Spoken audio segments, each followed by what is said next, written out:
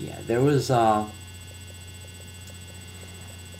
then there was another clinic on track mountain bikes. It's cool. I learned about the ABP, all technical stuff that I'm not even going to continue mentioning because it's going to be like verbal football, just bouncing right off your head. Do the nodding. Um, yeah, then riding. But before riding, changing, getting dressed. They didn't have a unisex locker room. For obvious reasons. And that kind of put me in an uncomfortable position.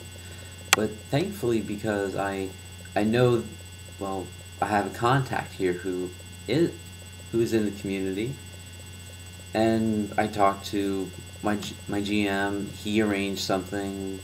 Like I had to talk to whatever her name was, Janelle. I had to see Janelle, but no, I just actually grabbed the person who was talking about how to sell to women, and I conveyed my situation to her, and she immediately sprung into action. She brought me to like like a private restroom for the employees. Obviously, unisex, and just left me to my own devices. I just stuffed my bag underneath the sink after I changed, and I just kept coming back and forth. No one looked at me. No one even batted an eye. Just felt so good, just so comfortable to know that they just that effortlessly, or rather, they're that ready to help me. That it's not a big deal. They understand this is not a problem. It's just requires accommodation. So anyway, I went out riding.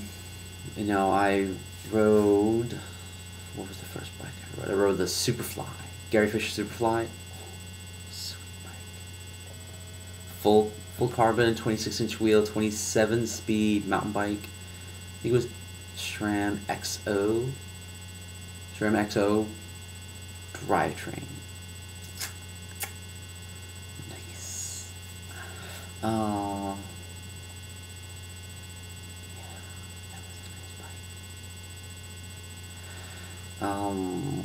What did I write after that? EX 9.9,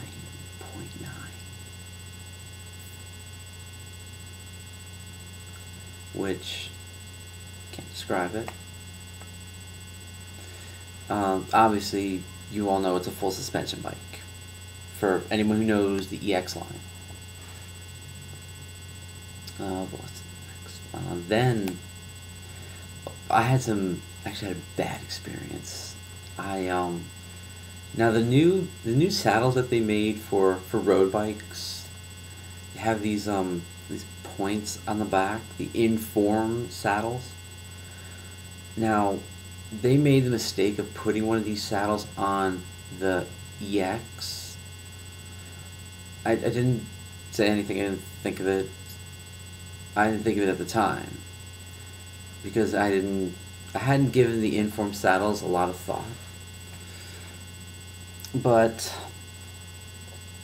I was going over these little obstacles that I found in the trails.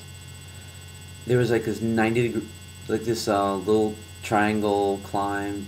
You get to the top, it's sharp point. Then you have to go down, kind of like that. It's closer.